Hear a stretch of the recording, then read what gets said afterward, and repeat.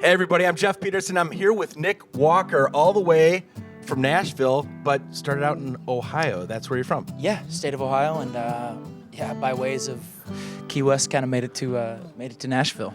So wait a second. So you went Key West after Ohio? Yes. For how long were you in Key West? I was in Key West from 2019 to pretty much right when COVID hit. And then, No kidding. Yeah.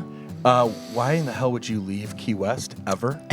Well, I mean, it's beautiful. Don't get me wrong. Yeah. I moved down there, and it was kind of it was the first place I started playing music 2018 to end of 2018, and during the summer, I was playing on patios and stuff, and I started to really like playing music. I'm like, I can do this anywhere. So I figured once winter came, what's the warmest place I can go? So I drove about as far south as I could, Which is Key West. Yeah, I hit Miami, and I'm like, man, we can go further than this. So, I did, and then I don't know. I started getting into. I cut my teeth down there and started figuring out how to play, how to write. How long have you been playing guitar?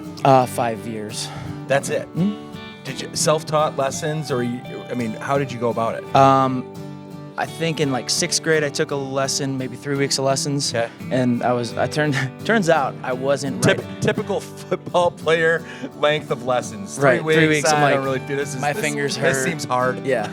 Well, I was actually learning how to play right-handed, and you're a natural lefty. Right. Who decided they were going to make you a righty? We just kind of picked up a guitar and go. And they're all righty. My brother guitars. played, guitar, so it was so I took, maybe it was bass. I don't remember. Either way, it lasted 3 weeks long. Yeah. And then eventually, after college, I went through this breakup, and wanted to write songs, so to talk about my feelings, and so I took my dad's guitar that was right-handed. All the women out there just went, "Aw." Yeah, I heard them. I heard them. Every one of them. it didn't work out that way, but so then I took my dad had that one. He has a right-handed guitar, and I heard that there was such thing as a left-handed guitar, so I flipped the strings, and I'm like, wow, this is a lot easier than it was before. Yeah, right. And it just kind of took off for you. And so, wanting to write music, does that come from? Did you used to write poems? Did you like English class? What made you think that you had a song inside you that felt like had to get out there? Just a breakup? Are you the stereotypical guy that wanted to write a breakup song? Are you the male Taylor Swift? It was the male Taylor Swift moment, and I'm not gonna lie, because it's already out, so I can just say this anyways. But I wrote the first song, and I just wanted her to show up, and it was called "I Can't Make You Love Me," and it was sad. Obviously not good. Right. And then she didn't show up, and I'm like, you know what? Let's just tell her how you really feel. And her name was Caitlin, so I just wanted to tell her how I felt. So I wrote her a song, and it was called "If You See K." Solid. Yeah. So then I'm like, oh, this is cool. I can have fun with it. And Yep. I don't know. I think that, honestly, it didn't until I just said this right now. I think that kind of made me realize that I can write songs that how I feel, or people Have love fun that with song. it. Yeah, have fun with it, or do something sad. Because so much of your music, and I've been listening a ton to your music, it literally just makes you feel like you're in a better place listening to music. And I feel like that's your personality. I mean, every time I'm with Nick Walker, I'm feeling like this is the best hang I've had. Good. We're having a good time. And your music is that. I mean, are you all about that whole Key West, Florida beach, California beach vibe? Is that just feel like that's who you are all day, every day? Yeah, basically. Yeah. It was really easy to live down there, and I didn't like wearing shoes ever, and I'm like, oh, I don't have to do that here. Right. That's pretty nice. I don't know. I mean, I guess it's just a matter of perspective, and I don't like, if I'm sad, I don't like being sad. Right. I like being happy. So it's if I can do something to continue to make me happy, or listen to something, or give somebody something to listen to. So Nashville it seems like the logical thing to do, because that's where songwriters go, that's where artists go. When you got there, though, did it seem like, oh crap, there's a lot of talent here, what am I going to do? Yeah, yeah, definitely. But not in a bad way. It was everyone talks about how like competitive Nashville is, but the thing I really loved about it, like my roommate and I met down in Key West, both of them. Yep. So she was a bartender down there. Okay. He would come in from Georgia. Then a bunch of people would go down to Key West for Songwriters Fest, and it's a huge event in Key West. But it seemed like everybody that I met down there, they'd be like, "Yeah, hit me up when you come to Nashville." I'm like, "Okay, cool." And it just kind of worked like that. You know, you start Feels writing. more like a community than a competition because everybody's feeling like they've got their own journey. Yeah. And they've got their own music. And if somebody likes their music better than that person or this and that, it's going to hit different for somebody for some different reason. And you can't do anything about it. No, not at all. It's intimidating because there's only so much room at the top. Yep. But I mean, at the end of the day, we get to play music and do what you love. Do what you love, yeah. And so when you got out there, what were some of the things that you were doing to, just realize I've got to get a job, I got to pay the bills while I'm trying to turn this career into something? Was it straight to Broadway, straight to cover songs?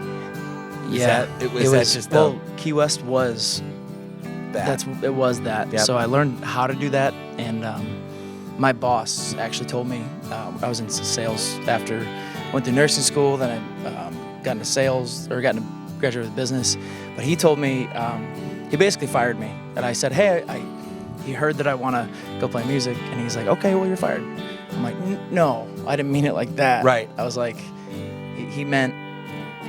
It was really I'm going to cool. do you a favor because it's what you want to do, and you're going to sit here for the next 10 years of your life and then look back and wish you did it. So I'm going to push you out the door and make you do it because I think you can. Yeah, and exactly. And he said, if I work for myself as much as I worked for him, then I'll be fine. Yep. So that was kind of the thing that I took in Key West. He said, give me your 2 weeks notice, I'll give you 2 weeks vacation. So I said, okay. He's like, if it doesn't work, come back. So I kind of took that into Nashville too. Yep. It was like, you just have to get after it no matter what it is and keep asking. As long as you're doing something that you feel is moving you in a forward direction. Yeah. There's not a timeline that you have to get there as long as you keep pushing yourself. Yeah. And waking up and doing something to move forward.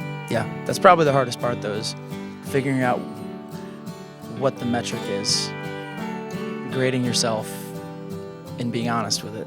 Well, yeah, how far self-assessment in the music industry is tough. I mean, and let's face it, when you're going out there working the hours that you're working, playing music, and then coming back to try to work on your career, that's music. That's a lot of the same conceptual skill set for a lot of hours in the course of a day. That's exhausting. Oh yeah, yeah. I mean, it does. Yeah, it doesn't leave much time for much else, but you just kind of accept that. If there is much else to do with your time, what are you out there doing? What do you like to do? What's free time look like? I like to golf as much as I can. Okay. Are you a lefty golfer? I'm a lefty golfer. Okay. Yeah. But again, with like grading yourself, same thing with golf. It's like, I'm enough. Do I mulligan? How many mulligans do you get? Yep. I like to golf. I like writing. This is always a tough question for me because my answer is typically like, I like to golf in my free time and I like to scratch off tickets. I don't know. I like to play bingo scratch off tickets. You like to roll the dice, take chances. I don't know. Which is the music industry to some degree. It's like, I'm going to roll the dice with this song and see what happens. So you don't want to sing cover songs for a living. You want to turn this into a career, and you've got some great original music that's out there, and your monthly listeners, it's increasing, things are going. Where do you see the coming couple years as far as what you're trying to do that you think you can actually fit in for your own music? Like songs to put out? Yeah. I think I've been stockpiling a little bit because it's hard to. I miss the days of the non-30 song albums. Yeah. I like concepts a little bit. Yeah. So I get it. It seems like everybody's saying the way to do it is one song every 8 weeks, and you put them out there, and it takes just forever to get Yeah. what we would know as an album. Right. It takes so long to get there, and then all of a sudden, once it's an album, it's like you already heard all 10 songs, 12 songs. Right. It's an interesting concept that's going on right now. There's no right answer, I think. And I think that's part of the problem. Here's my theory. Okay, this is like just way off theory. I feel like the reason why people are releasing music every 8 weeks is because that's how long it takes for them to afford to put a new song out. Yeah. So everybody's saying, oh, that's the best way to do it. It's like, yeah, just to make themselves feel better, because that's how long it takes for them to get enough money to get into the studio, actually record it, possibly pay session musicians. It's got to be part of it, right? Yeah, absolutely. I mean, it's expensive. Yeah, it's not. Yeah, that's what people don't understand. They're like, well, man, I don't want to buy your music. I'm like, please, can you please do that? Yeah, no kidding. Buy a T-shirt, I make more money. Buy a T-shirt, right? Buy a CD. Yep. Yeah, CDs. Those are all of a sudden CDs are going to come back. I don't know about that. They probably will. 8 tracks. Yeah, I just bought a record player. It's fun. That is fun. I love the art of it. Yeah, I do too. I miss the days of the album cover, the inserts. So you got the feeling of the whole thing. Yeah, you like felt like you actually owned something versus just shuffling through and not putting as much into an artist or a musician. Yeah. Because it's like, I got it on shuffle, and you got like 7,000 songs, and eventually you hear a song that you like again. But it's a tough world. But I'll tell you one thing. If I want to be in a good mood, I'm freaking just Nick Walker shuffle. Oh yeah. Thank you so much. I said, oh yeah, because you just reminded me to answer the question about coming music. So hopefully getting a couple EPs out this next year is the goal. I have 3 in mind that are going to be cool. They're all different concepts. What I like about you is you're looking to try to do something that's not what everybody else is doing. Yeah. So you're trying to pull a little marketing strategy in, as well as put some music out for people to listen to. Yeah, it should be fun. It will be fun, Nick Walker. I'm excited for it. Yeah, me too. I've been liking the songs for a long time. I've been playing them live for a long time. Yep. So hopefully the people that have seen us play, there's a lot of songs that we play every single night. Yep. It's gonna be cool. It's been a bunch of new stuff. It's been great getting to know you. You as well. And can't wait for you to play that stage that's behind us. What do you think about this craziness? Awesome. There's like, in here is a bear, a trumpet section, and a wall of guitars. A caribou that I didn't learn had a horn coming straight out of his head. What else do we have? A shuffleboard table. Yeah, that's solid. Yeah, I mean, there's a. It's weird having a venue here in a business park, right? Yeah.